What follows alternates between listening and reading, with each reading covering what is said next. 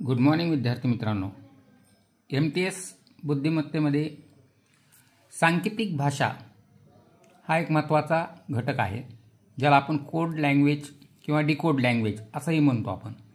तर या प्रकारामध्ये काय असतं बघा की इंग्रजी अल्फाबेट जे असतात त्या अल्फाबेटच्या संदर्भामध्ये काहीतरी डिजिट वापरलेले असतात। आपण अशा पद्धतीचे प्रश्न परीक्षेमध्ये आल्या काय करतो की आपल्याला जो शब्द दिलेला आहे त्या शब्दाला पुढे कोणता डिजिट आला आहे हा सरळ सरळ अर्थ लावण्याचा प्रयत्न करतो। आता फॉर एक्झाम्पल बघा, हा शब्द आहे EARTH अर्थ। आता याच्यासाठी काय डिजिट वापरलेले आहेत 2 1 7 8 6। मग सरळ सरळ आपण काय अर्थ गृहीत धरतो याचा, E साठी 2 वापरलेला आहे, A साठी 1 वापरलेला आहे, R साठी 8 वापरलेला आहे। अशा पद्धतीचा आपण अर्थ लावण्याचा प्रयत्न करतो, परंतु हे सारासर चुकीचं आहे। याच्यामध्ये कोणत्या डिजिटसाठी कोणतं लेटर आलेले हे आपण शोधावं लागतं। आता ही शोधण्याची ट्रिक कशी आहे की यामध्ये काही शब्द दिलेले आहेत। इथं जर पाहिलं आपण अर्थ आहे, LEAB आहे, BARE आहे आणि त्याच्या पुढे त्याच्यासाठी वापरलेले डिजिट दिलेले आहेत।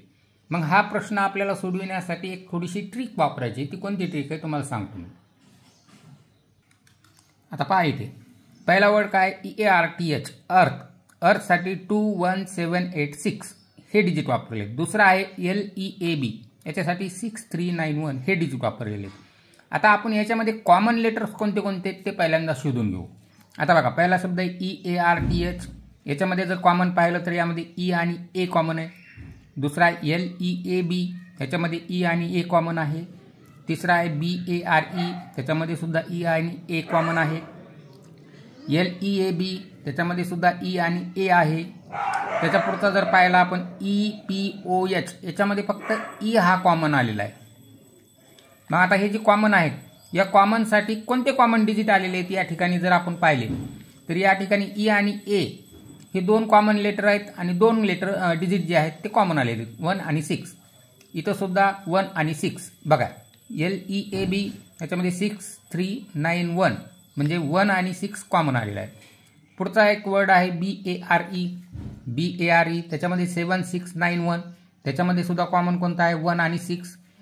LEAB, ह्याच्यामध्ये E आणि A कॉमन आहे, 1 आणि 6 हे पण कॉमन डिजिट आलेले आहेत।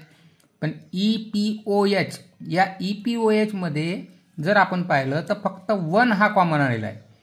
म्हणजे ह्याचा अर्थ काय होतो, E साठी या ठिकाणी 1 हे डिजिट वापरलेले आहे आणि A साठी काय वापरलेले आहे 6 हे डिजिट वापरलेले आहे। म्हणजे अशा पद्धतीने E साठी 1, A साठी 6 असे डिजिट वापरलेले आहेत। असे जे बाकीचे आहेत ते बाकीचे डिजिट आपण शोधून काढायचे, कॉमन कोणते, डिकॉमन कोणते, आणि त्यावरून आपण पुढचे जे क्वेश्चन आहेत TREE। आता TREE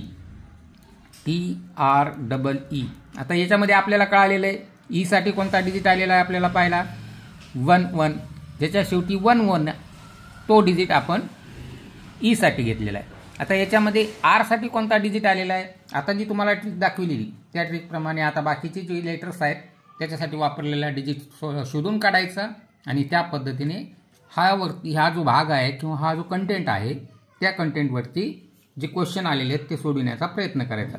अतिशय सोपा घटक आहे, फक्त थोडीशी ट्रिक वापरायची आपण। सरळ सरळ कोणत्या लेटरसाठी कुठलं डिजिट आहे असा अर्थ अजिबात लावायचा नाही। असा जर अर्थ लावला तर आपण 100% चुकलो। कॉमन लेटर्स कोणते आहेत, कॉमन डिजिट कोणते आहेत हे दिलेल्या शब्दातून शोधून काढायचे आणि अशी ट्रिक वापरून कॉमनसाठी कुठला डिजिट आहे, डिकॉमनसाठी कुठला डिजिट आहे ते शोधून काढायचा आणि या भागावरचे प्रश्न सोडवायचे। समजलं? नाही समजलं परत एकदा विचारा। ओके।